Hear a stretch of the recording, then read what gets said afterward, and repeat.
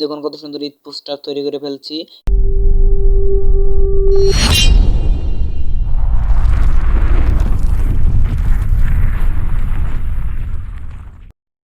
আসসালামু আলাইকুম বন্ধুরা, কেমন আছেন সবাই? আশা করি সকলেই ভালো আছেন। আপনাদের মাঝে নতুন একটি ভিডিও নিয়ে হাজির হলাম। এই ভিডিওটিতে আপনাদেরকে শেখাবো কিভাবে আপনারা ঈদ পোস্টার তৈরি করবেন। এই দেখুন কত সুন্দর ঈদ পোস্টার তৈরি করে ফেলছি। এরকম একটি ঈদ পোস্টার তৈরি করার জন্য প্রথমে আপনি প্লে স্টোরটি ওপেন করে নেবেন। প্লে স্টোরে জাস্ট ক্লিক করে দিলাম। তারপরে এখানে উপরে দেখতে পাচ্ছেন সার্চ বক্সে ক্লিক করবেন। ক্লিক করার পরে এখানে লিখতে হবে ঈদ পোস্টার। ঈদ পোস্টার লিখে সার্চ করবেন। সার্চ করে দেওয়ার পরে উপরে দেখতে পাচ্ছেন অফিসিয়াল অ্যাপ এই লোগোটি দেখে ইনস্টল করে নেবেন। এই দেখুন লোগোটি দেখে রাখুন। এই লোগো দেখে ইনস্টল করে নেবেন। আমি ইনস্টল করে নিচ্ছি।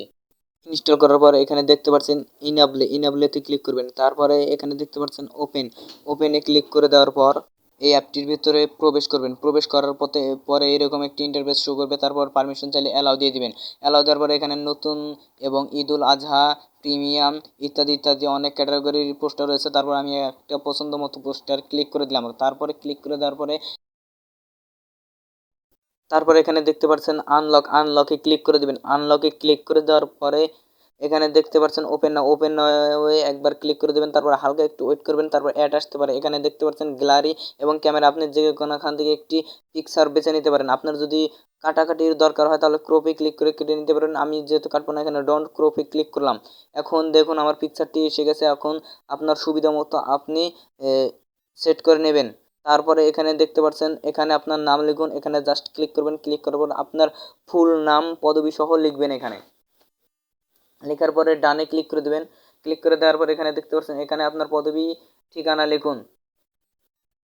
এখানে আপনার ঠিকানাটা লিখবেন। লিখে ডানে ক্লিক করবেন। তারপর এখানে দেখতে পাচ্ছেন সেভে ক্লিক করে এখানে ভিউ ইমেজ এখানে ক্লিক করে আপনি দেখবেন একদম সেভ হয়ে গ্যালারিতে এসে গেছে। দেখুন কত সুন্দর হয়ে গেছে।